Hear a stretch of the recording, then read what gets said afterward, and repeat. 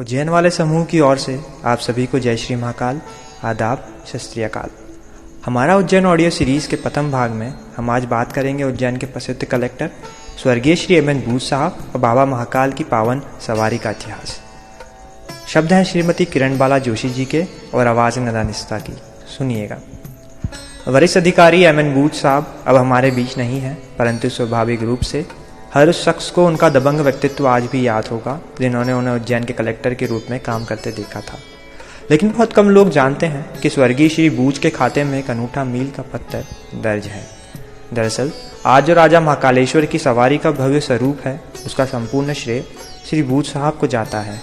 यह बात बहुत कम लोगों को पता है कि शाही सवारी और सावन की प्रसिद्ध सवारी की यह यशस्वी परंपरा का इतिहास क्या रहा है और कब से यह परंपरागत आकर्षक रूप में निकाली जाने लगी है।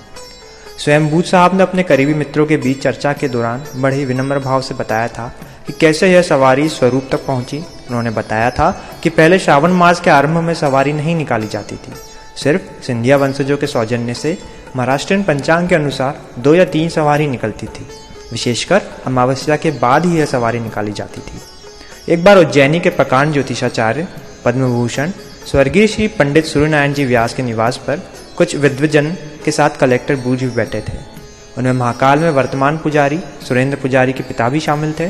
आपसी विमर्श में परस्पर सहमति से तय हुआ कि क्यों न इस बार श्रावण के आरंभ से ही सवारी निकाली जाए और समस्त जिम्मेदारी सहज उठाई कलेक्टर श्री बूच साहब ने। सवारी निकाली गई और उस समय उस प्रथम सवारी का पूजन सम्मान करने वालों में तत्कालीन मुख्यमंत्री गोविंद नारायण जी, राजमाता सिंधिया व शहर के गणमान्य नागरिक प्रमुख थे। सभी पैदल सवारी में शामिल हुए और शहर की जनता ने रोमांचित होकर घर घर से पुष्प वर्षा की। इस तरह एक खूबसूरत परंपरा का आगाज हुआ। सवारी का पूजन स्वागत अभिनंदन शहर के बीचों बीच स्थित गोपाल मंदिर में सिंधिया परिवार की ओर से किया गया। यह विनम्र तेजस्वी परंपरा सिंधिया परिवार की तरफ से आज भी जारी है। पहले महाराज स्वयं शामिल होते थे, बाद में राजमाता नियमित रूप से आने लगी। आज भी उनका कोई ना कोई प्रतिनिधित्व सम्मिलित होता है। महाकालेश्वर मंदिर में एक अखंड दीप भी आज उन्हीं के सौजन्य से प्रज्वलित है। श्री बूच ने अपने यशस्वी कार्यकाल में कई साहसिक निर्णय लिए। महाविद्यालयों में होने वाले चुनाव हो या छात्रों की हुड़दंगबाजी, हड़ताल हो या नारेबाजी, कलेक्टर बूच बड़ी ही दबंगता से शहर को नियंत्रित रखते थे। उनके बारे में यह प्रसिद्ध है कि उनसे बचने के लिए एक बड़े सरदार छात्र ने अपने केश कटवा लिए थे और एक छात्र नेता को तो उन्होंने ट्रेन की जंजीर खींचकर उतारा था। खैर, उनके दबंग और कुशल प्रशासन के ऐसे कई किस्से हैं।